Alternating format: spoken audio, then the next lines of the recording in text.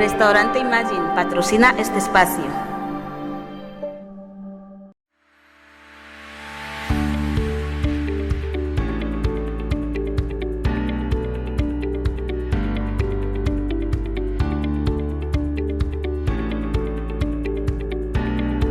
Buenas, seguidores de Almuerzo con Expertos.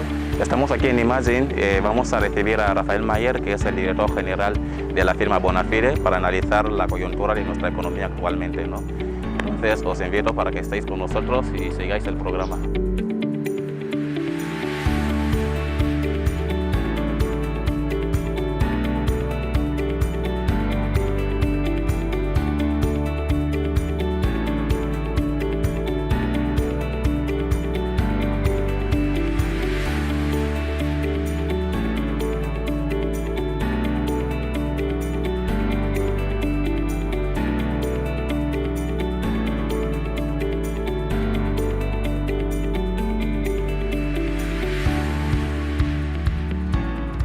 Hombre, muy buenas, don Santiago. Rafael, ahora no podemos darnos la mano, así que yo creo que los codos...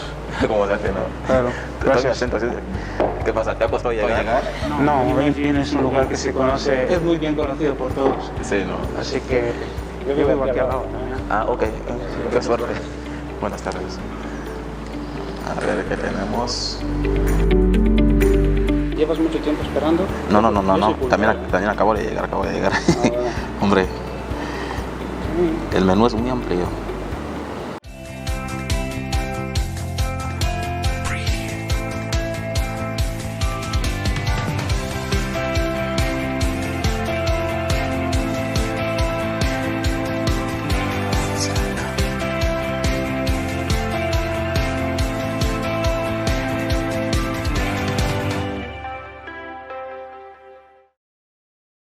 Oye, mira que he estado mirando las noticias anoche, ¿no? Y estaban comentando que ya estamos saliendo ya de lo que es la fase 1 del COVID. Yo creo que es una cosa que, bueno, beneficia en parte a toda la economía, ¿no? Toda la economía. Y sobre todo algunos sectores como el turismo, creo que van a abrir ya los bares, también las piscinas, sitios que estaban cerrados, que se conocía. Y yo creo que es algo positivo en este sentido. Tú, como entendido también, ¿cómo ves que se ha comportado las empresas en esta fase del COVID?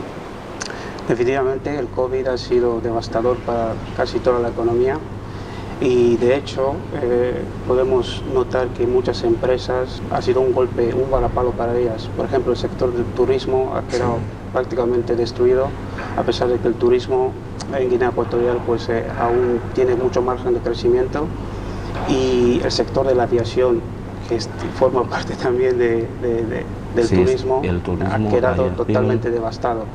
Entonces yo pienso que era hora ya de abrir todo lo que es la economía y empezar a producir, porque esta situación es realmente insostenible. Fíjate que en el tema de la aviación, muchas empresas, como digamos por ejemplo Ceiba, Cronos, que son las compañías con las que más viajamos a nivel interno, han estado prácticamente sin ningún vuelo, o sea, durante más de un mes o un mes y medio. El golpe, creo que para ellos, esas empresas, ha sido bastante profundo, y creo que de aquí a Bata, Cronos tiene ahora 2 vuelos semanales. Ceiba, no sé exactamente cómo anda, pero yo creo que conforme se vaya desescalando, irán recuperando otra vez la cuota de mercado que ya tenían, y a ver si les va muchísimo mejor.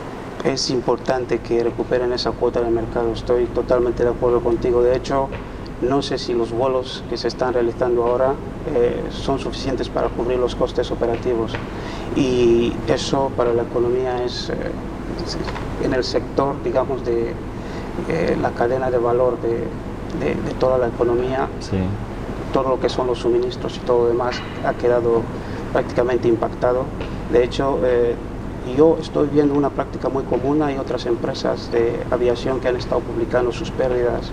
Yo he estado intentando ver las pérdidas que ha tenido, por ejemplo, nuestra compañía nacional, la aérea Ceiba, y yo creo que está bastante complicado la cosa, afectado. Me gustaría ver datos, porque, bueno, sabes que aquí siempre que a veces hablamos con adjetivos diciendo es mucho, es poco, pero bueno, hay que hacer estudios para ver efectivamente cuál ha sido el impacto real de la pandemia sobre ese sector. Sí. De hecho, todos los sectores tienen que hacer lo mismo, ¿no? Por ejemplo, el sector de hidrocarburos tiene que hacer lo mismo. Ellos, por ejemplo, el otro día ya estuvieron publicando cuáles eran las oportunidades en este sector. Imagino que habrán hecho una evaluación para saber mínimamente cuál ha sido el impacto del COVID en la producción. Otros sectores, por ejemplo, como has dicho, el sector de la aviación, todo lo que es el panorama de aviación, sería importante conocer, por ejemplo, la cantidad de vuelos que se ha perdido durante este periodo de pandemia. Muchos planes se han fracasado, mucha gente que tenía que viajar, que incluso ya tenían los billetes, cómo ha sido el proceso de anulación de esos billetes que ya se vendieron de manera anticipada, cómo se va a devolver el dinero a esta gente que ya compraron sus billetes o si se les tiene que canjear con algún otro vuelo y ya cuando abran todo el mercado. Son muchos retos que se tiene que analizar. El sector, digamos, por ejemplo, el sector de importación, exportación, muchísima gente que compraba cosas fuera también se han visto muy afectados, ha habido muchos retrasos, el coste, la mayor parte de la gente pretendía traer las cosas por DHL, el coste también se ha incrementado en este sentido. Creo que son algunas de las compañías que considero que les ha ido bastante bien, a pesar de ser una empresa de aviación, pero como están más especializados en lo que es el transporte de mercancías y tal, creo que les ha ido bastante bien. Muchas navieras también se han visto muy afectados y eso les ha favorecido de alguna manera, ¿no? Sí, definitivamente, claro que sí. Hay empresas que han salido bastante afectadas por la pandemia y otras que, por supuesto, han tenido la oportunidad tal vez de tener ingresos a nivel global. Podemos ver que las empresas, digamos, de tecnologías de la información, incluso empresas farmacéuticas, ¿vale?, han visto incrementar su portafolio, o sea, en plan sus previsiones de ingresos. Y efectivamente, pero yo diría que a nivel de Guinea Ecuatorial, las empresas que han salido más afectadas por esta pandemia son las de aviación, la economía en general, todas las empresas, pero también hay que reconocer que empresas que se dedican, por ejemplo, al sector del comercio, en plan de productos básicos como Martínez, pues por un tema de, digamos, pánico de la población, pues muchos de ellos, pues Martínez ha visto incrementar su rotación de alguna manera, en plan vende más. Fíjate que a raíz de esta misma situación, muchas empresas también han visto sus oportunidades para entrar en el mercado.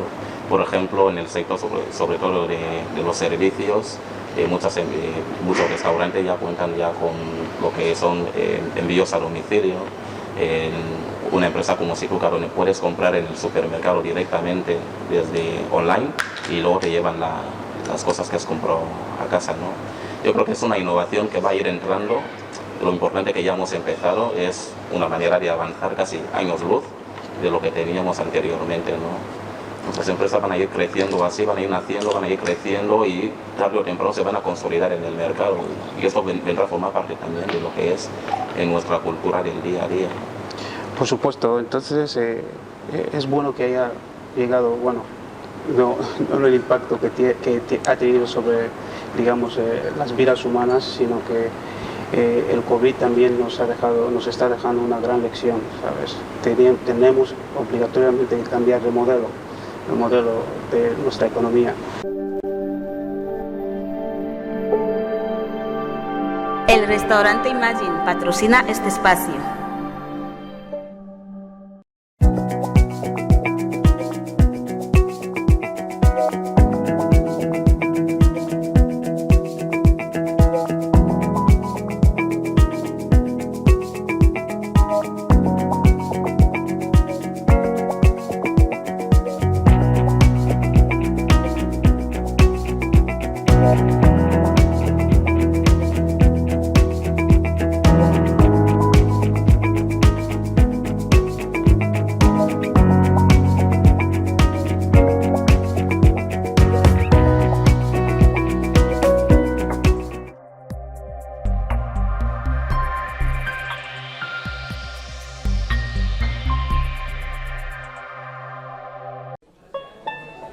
¿Tienes ganas de emprender tu propio negocio, pero no sabes qué o cómo? Tenemos la solución perfecta para ti, de Trabajador a Emprendedor.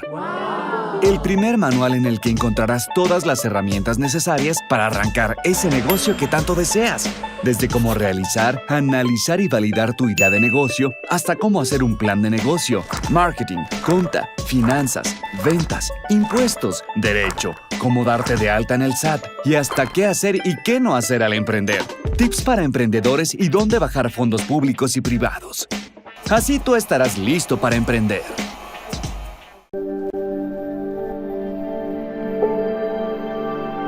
El restaurante Imagine patrocina este espacio.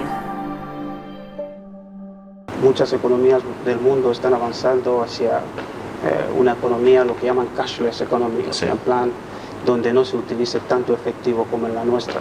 De hecho, el surgimiento de iniciativas como estas, las que has mencionado, de poder comprar online, eso va a facilitar que surjan otras iniciativas como los servicios digitales, las pasarelas de pago, que al final lo que conseguiremos con el tiempo es mejorar de alguna manera todos estos servicios digitales y podamos efectivamente utilizar el dinero de mejor manera y aumentar de hecho la velocidad del dinero sin que efectivamente tenga que pasar por las manos, sino va cambiando de cuentas y eso le beneficia de alguna manera al sistema financiero local.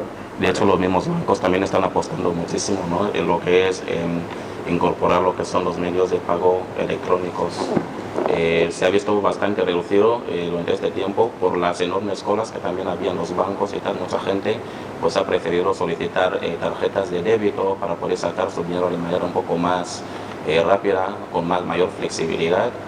Pero muy lejos de todo esto, la parte coyuntural de la que estamos hablando provocada por la pandemia, pero nuestra economía venía arrastrando ciertos problemas o cierta problemática a nivel estructural, que también es importante que vayamos mejorando, ¿no?, a nivel estructural. ¿Qué piensas tú sobre el nivel estructural de la economía?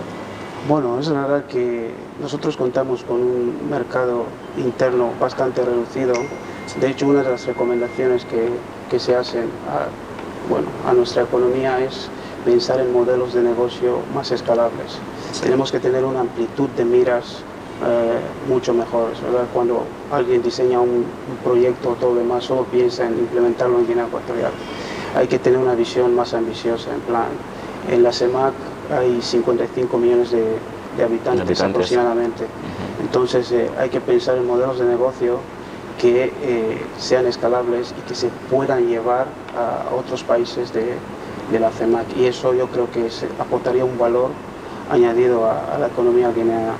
Entonces sería como que dejemos de ver lo que es el mercado interno, ¿no?, como es Guinea, la isla y la región continental y nada más. Definitivamente. Sino empezar a pensar que estamos en una organización subregional, el mercado es amplio y las empresas que nacen aquí, como estamos diciendo, Situca, también pueden hacer envíos a Camerún, a Gabón, y los productos que se comercializa, digamos, o se produce aquí en Guinea, también se pueda buscar otros mercados de países vecinos donde efectivamente, aprovechando lo que es la libre circulación de personas y capitales, se puede, digamos, localizar en un país o en otro. Yo creo que es uno de los retos fundamentales, ¿no?, de cómo podemos hacer que los guineanos, los empresarios guineanos, pues empiecen a ver la subregión como un todo. Que una persona que está aquí sepa que, bueno, tenemos un mercado guineano muy reducido, pero Camerún tiene sus 20 y pico de millones de habitantes. Si podemos producir algo aquí que a ellos les interese, yo creo que nos puede venir muy bien. Entonces, esta parte que podamos ver la CEMAC, incluso la misma CAC, como un solo mercado, puede traer sus beneficios también. Sí, los intercambios comerciales vienen muy bien a todos. Cuando mencionaba lo de la escalabilidad, tengo que añadir que, bueno, todo el mundo habla de negocios escalables. Claro. Y no sé si todo el mundo entiende que es un negocio escalable. Hay muchos ejemplos de negocios escalables en los que, digamos que una vez que has creado el producto, definitivamente necesitas implementar la tecnología. La tecnología es fundamental para cualquier negocio escalable, pero lo que diferencia un negocio escalable de uno no escalable es que una vez que has creado ese producto, el esfuerzo que haces para hacerlo llegar a más personas es mucho menor, con lo cual tus ingresos crecen de manera exponencial, pero tus gastos no lo hacen igualmente. Con lo cual, para eso, implementar la tecnología, la innovación a nuestros procesos, eso requiere preparación, conocimientos, y yo creo que hay que pensar en capacitar a los recursos humanos que tenemos y también buscar un equilibrio entre esa capacitación y hacer llegar los servicios financieros, ¿vale?, a los emprendedores, porque podemos querer que nuestras empresas lleguen o se internacionalicen, como dicen, pero si no tienen dónde financiarse o no saben tienen dónde la acudir capacidad, ¿no? para obtener esos recursos, ya bien sean humanos, recursos en plan, digamos, capital, yo creo que no estaríamos haciendo nada.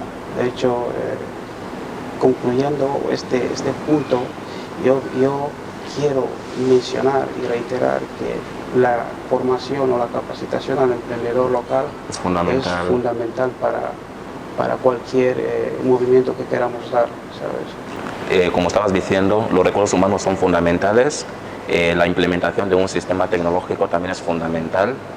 Yo creo que aprovechando un poquito de que tenemos pocos habitantes, nuestro modelo de negocio debería ir un poquito más hacia el mundo tecnológico, ¿no? De intentar aprovechar todo lo que son recursos endógenos como para poder generar nosotros también valor a la economía de la subregión.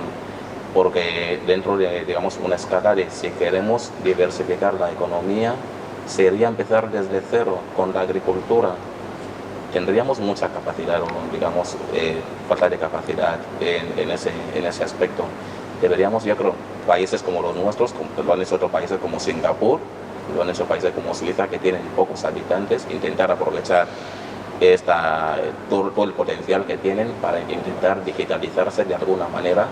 Y es como lo que decías, ¿no? Crear, digamos, empresas escalables, que no es necesario empezar desde lo más básico, que también es importante, ¿no? Pero haciendo una pequeña comparación, si vemos Camerún, que tiene más habitantes, se especializa en la agricultura, pues van a ser más productivos en la agricultura que nosotros. Pero oye, y si nosotros tenemos, digamos, una fábrica que utilizamos los inputs de Camerún, la materia prima de Camerún, y lo transformamos y luego lo revendemos, entonces también nos puede venir muy bien en este sentido. Bueno, como bien has dicho, la digitalización es el futuro. En plan, es verdad que nuestra agricultura a día de hoy no está tan desarrollada, Sí.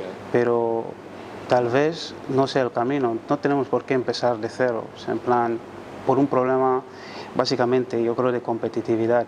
En plan, si nosotros tenemos que competir ahora a nivel de agricultura con Camerún, sería un poquito complicado, pero tal vez si centráramos nuestros esfuerzos hacia otro sector como el de la tecnología, empezaríamos primero aprendiendo y luego, pues cuando se produzca esa transferencia de tecnología, pues tendríamos con el tiempo aquí profesionales que pudiesen crear cosas, negocios escalables que luego se pueden llevar a otros países de la subregión, incluso, digamos, por ejemplo, exportarlo a otros países que también están en países emergentes, ¿no? Como la India.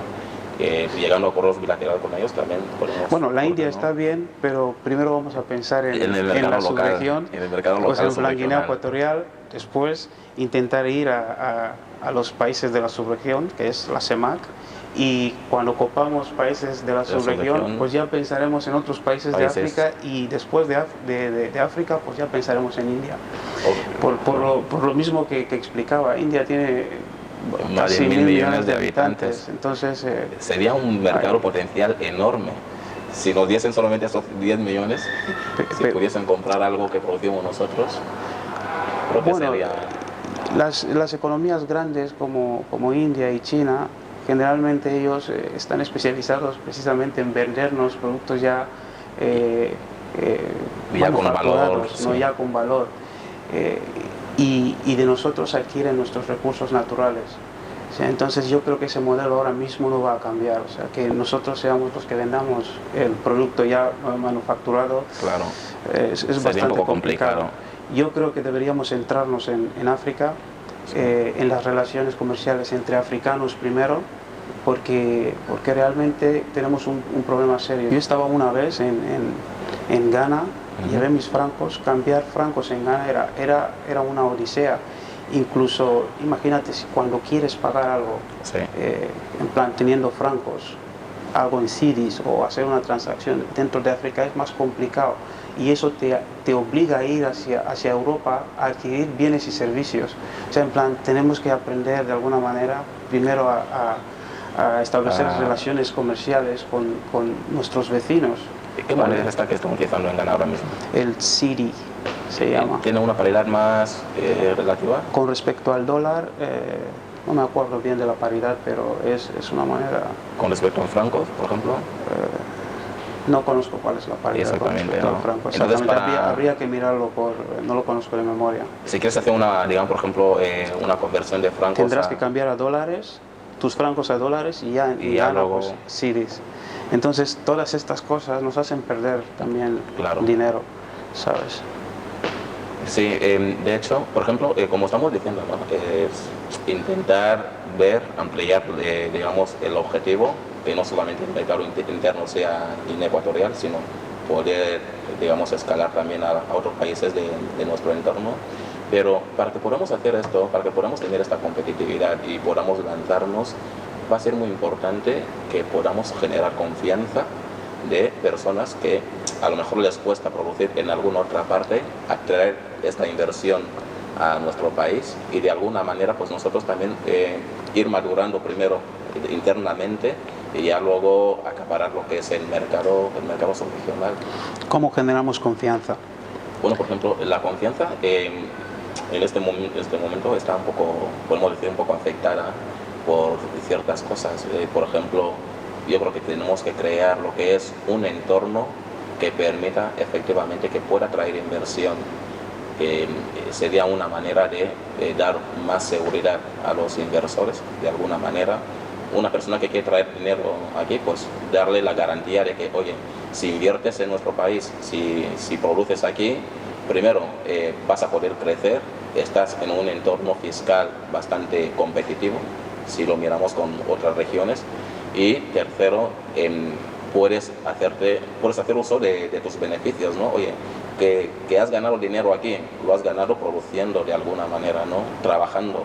Si quieres llevarlo a otro sitio, pues que haya este mecanismo de que puedas llevarlo, porque si cerramos de alguna manera la puerta, pues también estamos cerrando la puerta para que la gente no venga. Entonces, la misma puerta que hacemos como para que la gente no pueda llevar sus beneficios porque se lo han ganado, es la misma puerta que también estamos cerrando para que la gente no traiga inversión, no podamos captar inversión.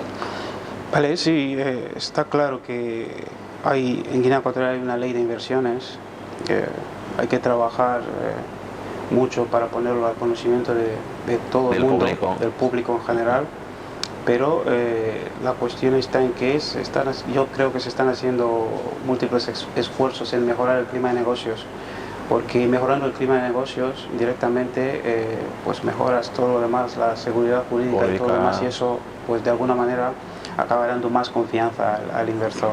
Sí. Y bueno, es verdad, todos los países en vías de desarrollo está probado que necesitan inversión directa extranjera y deberíamos pues trabajar en ese sentido para mejorar eso. Pero nosotros como agentes del sector privado, no sé si nos compete mucho, a mí me gustaría que hablemos o que me digas cuál es tu percepción sobre el sector privado en Guinea Ecuatorial, porque existe la percepción aquí de que el sector público tiene muchísimo más peso, ¿no?, que el sector privado, casi lo anula, ¿no? Y el modelo es, si te fijas, que parece que el Estado es el mayor consumidor, es todo el mundo que viene y crea una empresa, sí, lo primero que piensa es intentar dar sus servicios, ¿no?, al Estado. Entonces ese modelo es un modelo que de alguna manera cuando llega a situaciones como estas, las del COVID, sí, nos complica bastante, porque los intercambios no son entre empresa a empresa, empresa con el, consumer, ¿no?, sí, con el consumidor, claro, y todo está centrado entre empresas al sector digamos, de público y no podemos seguir así. Entonces, a mí me gustaría que entremos, que me expliques un poquito qué piensas del sector privado. El caso es, por ejemplo, el sector privado depende del sector realmente en el que también esté la empresa, ¿no?, que viene a operar. Muchas empresas se apoyan principalmente en el Estado por ciertas razones. Por ejemplo, depende de la demanda que tiene la oferta que hace el Estado también a las empresas. Las empresas que vienen, digamos, para la construcción generalmente suelen venir para el Estado porque a lo mejor pretende obtener beneficios a corto plazo de alguna manera. Imagina lo que sería si una empresa quiere venir aquí, vamos a decir, construir viviendas, dar hipotecas y para que recupere la tasa de retorno es muchísimo más amplia, ¿no? Sin embargo, le resulta más fácil, oye, vengo, termino de construir, el Estado compra las viviendas y ya las da a la gente y yo recupero mi dinero. Depende del mismo Estado también, depende de que el Estado sepa que efectivamente para que la iniciativa privada pueda funcionar y sea sostenible, tiene que dejar que de alguna manera, permitir de alguna manera que los empresarios que vengan, primero que están asumiendo un riesgo cuando se invierte, y este riesgo tiene un periodo de maduración de alguna manera, y a partir de ahí tiene que permitir que sean esas empresas las que puedan proveer directamente los bienes que están produciendo a la población. Primero porque eso también alivia mucho al Estado de tener que cargar con toda esta losa cuando a lo mejor cuando llega una situación, digamos, coyuntural como la que estamos pasando ahora, pues el negocio, digamos, por ejemplo, la estabilidad, se desestabiliza lo que es el sistema y las empresas se quedan en esta situación. Muchas de ellas acaban cerrando, el mismo gobierno no está obteniendo todos los ingresos que necesitaría a lo mejor para poder sostener esta losa. ¿Cuál es tu opinión sobre la privatización? Porque ¿crees que la privatización tal vez sea una solución para salir del paso? Bueno, y es verdad que tal vez mucha gente pues nos tache de fachas, ¿entiendes? ¿No? Por hablar de la privatización de las empresas. Pero tal vez la privatización puede ayudar bastante. Bueno, yo creo que sí. Y personalmente yo soy defensor de la privatización, entonces la opinión estaría un poco sesgada en ese aspecto, ¿no? La privatización, el ojo del dueño engorda al caballo. Es muy sencillo. Es lo que se dice, digamos, por ejemplo, es lo que normalmente se dice. Entonces es importante que la mayor parte de las empresas del país o las empresas más potentes del país sean empresas privadas. No es menos importante, por ejemplo, que para que un país entre, digamos, a formar parte de la Unión Europea, el primer paso que se suele hacer es buscar formas de que se privatice esas empresas, porque tenemos que mirar qué es lo que han hecho los otros, ¿no? Si queremos ser como ellos, si queremos llegar a su nivel, si queremos competir en algún momento en el futuro con ellos. La privatización previene muchísimas cosas, problemas de incentivo, problemas de corrupción, problemas digamos, por ejemplo, de quedados, de conformismo. La privatización permite que el dueño de esta empresa haga todo lo posible, o los propietarios de la empresa hagan todo lo posible como para que la empresa pueda crecer, y a partir de ahí que conozcan cuál es el coste efectivo en caso de alguna pérdida. Entonces esto es importante porque también permite que la gente que tiene que dirigir estas empresas sean las personas que uno mismo, los propietarios, estimen que son las mejores personas preparadas para poder llevar esas empresas adelante. Entonces el tema de la privatización es importante.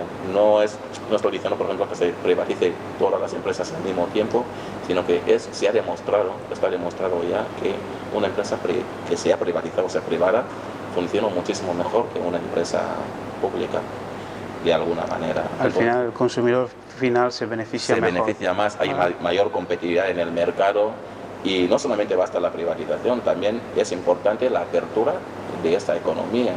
Es decir, se privatiza, sí, pero también se abre para que otra empresa que quiera venir fuera pueda competir en igualdad de condiciones. Y eso, ¿a quién beneficia? Pues al consumidor final, porque es la persona que tiene que sacar el dinero de su bolsillo para adquirir un servicio, un bien servicio u otro.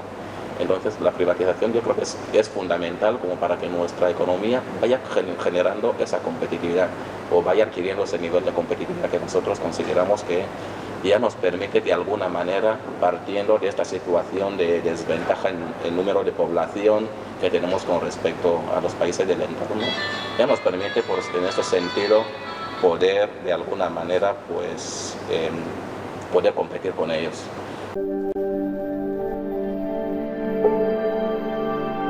El restaurante Imagine patrocina este espacio.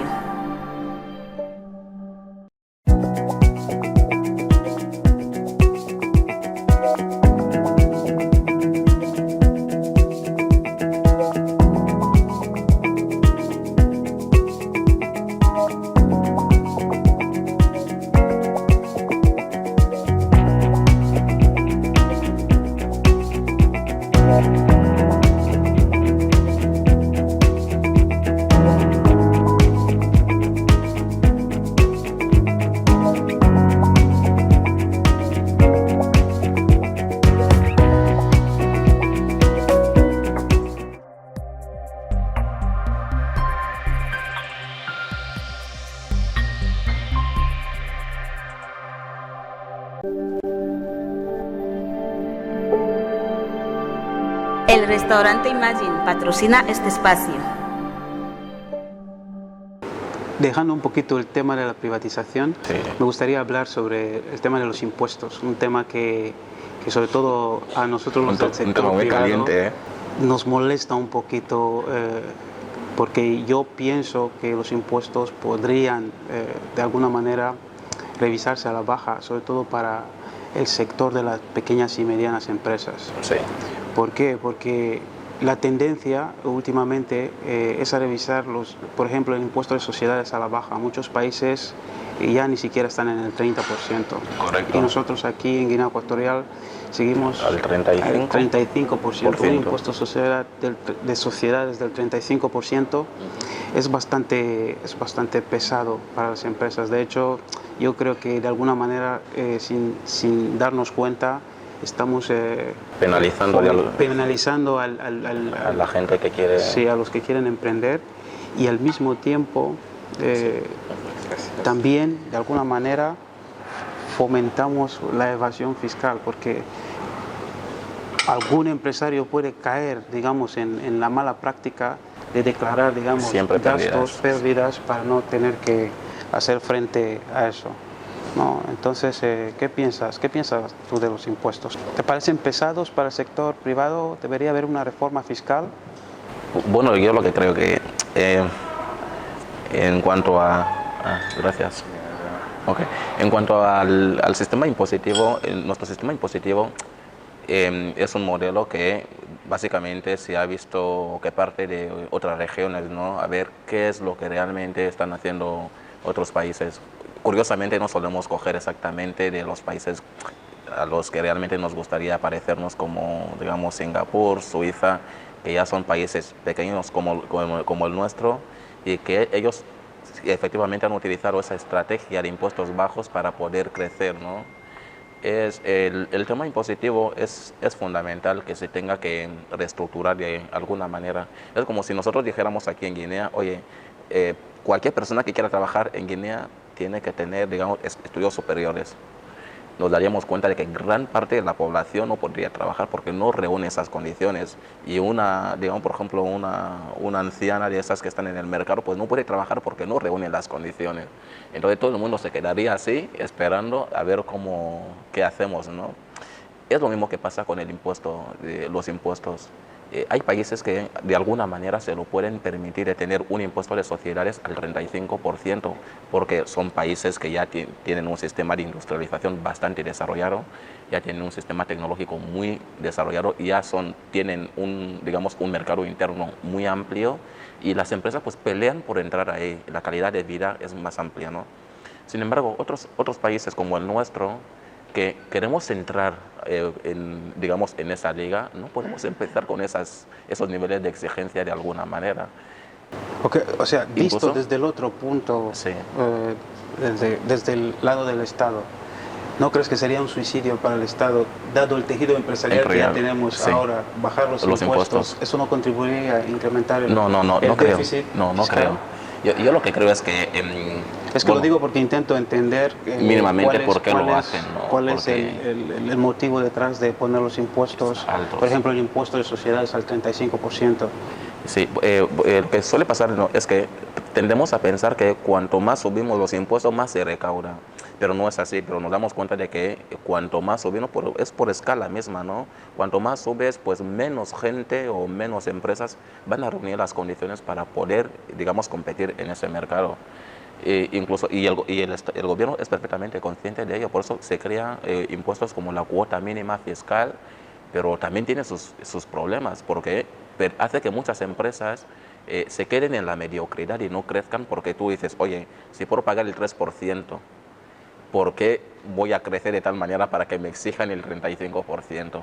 Entonces yo creo que se tendría que buscar un punto medio, ni el 3%, porque si entras en el mercado es para competir de alguna manera, ¿no? Y vas a tener que cumplir las obligaciones fiscales que sean necesarias para competir en ese mercado, como hacen los demás. La cuota mínima fiscal es un adelanto del impuesto de sociedades.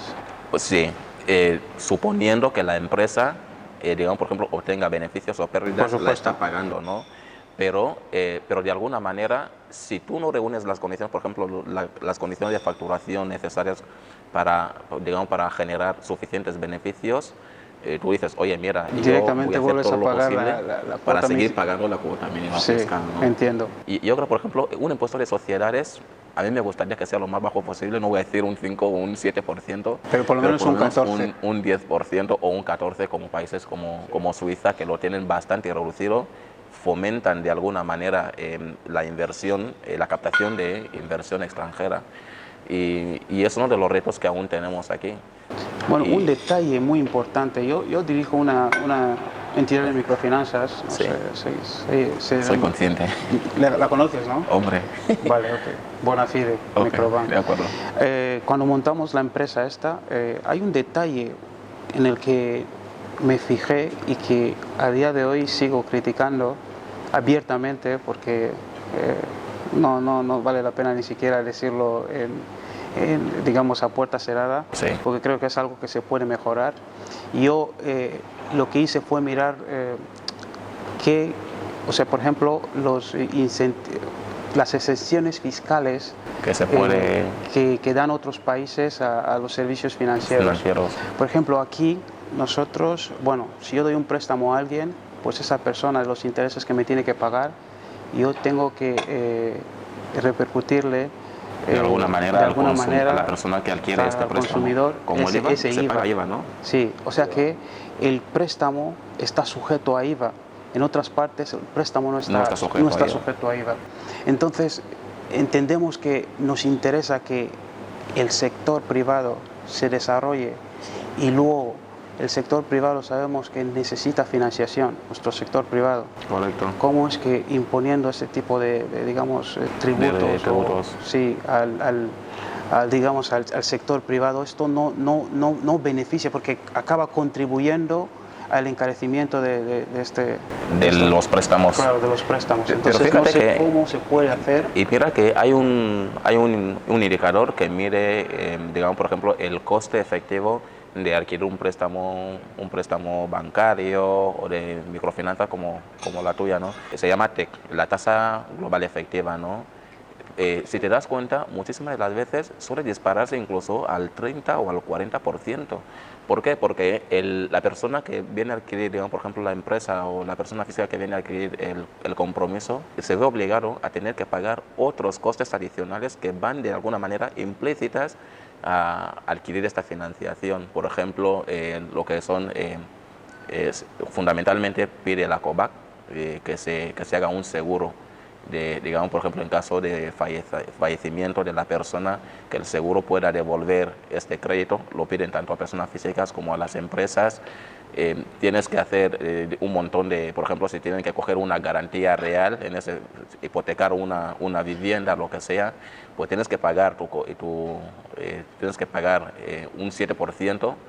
Prácticamente, o sea, te das cuenta de si estás pidiendo a la persona un 7% y luego se tiene que computar el IVA y luego se tiene que computar todos los, digamos, el seguro, se tiene que computar el coste para hipotecar, te das cuenta que la persona está pagando prácticamente intereses de un 30 o un 40% sobre realmente lo que quería hacer. Es prácticamente lo que está cogiendo para poder invertir, tiene que devolver el doble de lo que le han dado. Entonces, eso también frena de alguna manera, partiendo también de que hay muchas exigencias, como estás diciendo, ¿no? De, oye, garantías. Pero muchos empresarios, sobre todo los que están empezando, que son jóvenes como nosotros, que vienen de familias humildes, pues no tienen ninguna garantía. Solo tienen una idea, tienen un proyecto. ¿Le acompañas o no le acompañas? Eso son muchas cosas que no solamente en el caso de impositivo, sino son todos los daños que están ahí, que van repercutiendo en que no se pueda financiar algunos proyectos, mucha gente no pueda obtener financiación para poder emprender de alguna manera. Se tiene que ir relajando básicamente todo esto, ¿no? Pero tú que tienes experiencia también en el sistema bancario, el sector bancario. En el sector bancario, sobre todo en este país, porque creo que recuerdo haberte visto un par de veces en CaixaBank. Sí. Estarás de acuerdo conmigo que el riesgo es bastante elevado, ¿no? Sí, de acuerdo. Yo he visto a gente venir a mi oficina y llorando. No llorando, diciendo que quieren un préstamo, sí, y que tienen un plan, y cuando te cuenta el plan y tú dices, wow, esto está abocado al fracaso. Claro. ¿Y cómo crees que se podría acompañar a este tipo de personas que claramente por desconocimiento tal vez o por, digamos, capacidad de gestión, sí, porque a veces no hay un plan concreto? En plan, tú sabes que si le das esa financiación no habrá ningún retorno. ¿Por qué? Porque o tal vez no tenga un equipo, sí, que le apoye, no tenga un sistema que él controle, ¿vale? Entonces, ¿cómo crees que podríamos? Creo que hemos hablado de ello antes. Yo creo que sí. La capacitación de los recursos. Sí. Normalmente, cuando uno trabaja en una institución financiera como la que trabajas tú o la que he trabajado yo, digamos, en CaixaBank era analista de créditos y precisamente por eso tengo alguna experiencia en esta materia, ¿no? No es rechazar ningún plan.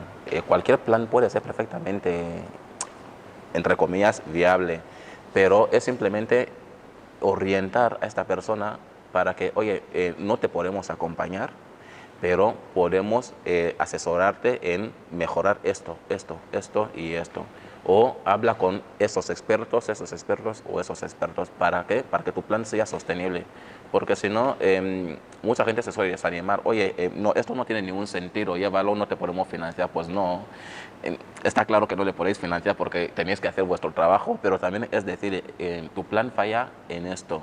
Por ejemplo, no has hecho una buena previsión de ingresos.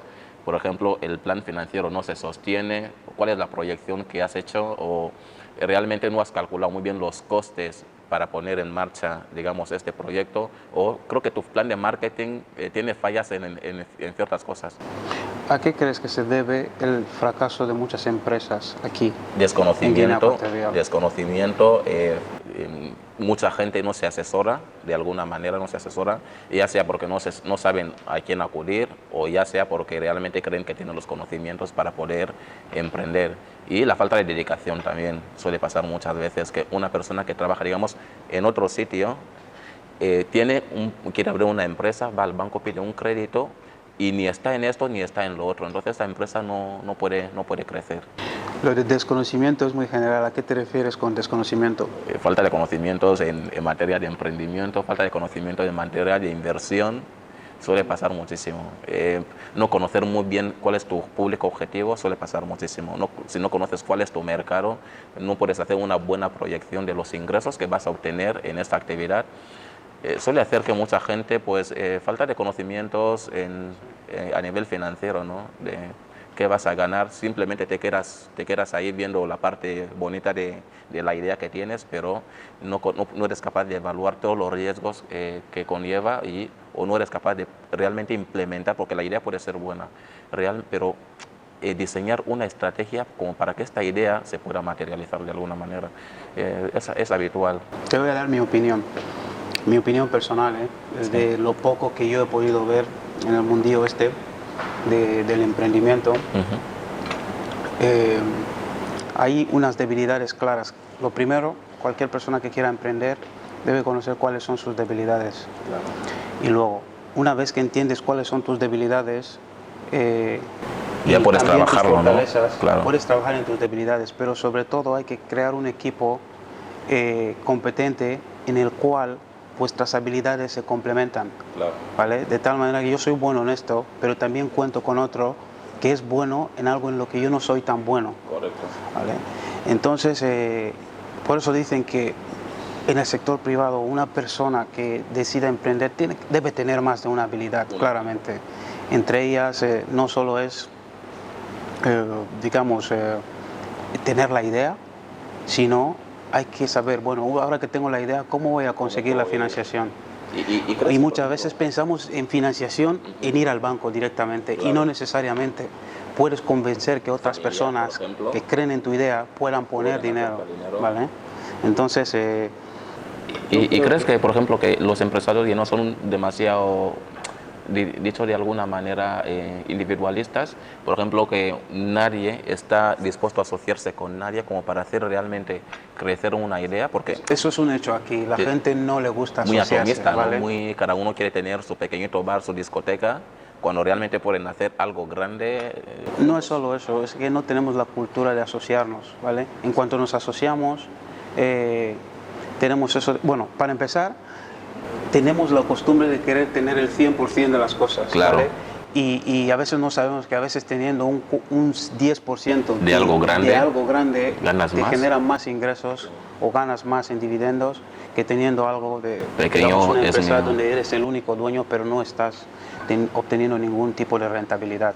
Entonces, Mayer, ¿qué te voy a decir? ¿qué te voy a decir yo? Es Tenemos analizar que- nuestra economía, es Sí. ir mejorando día a día. día a día.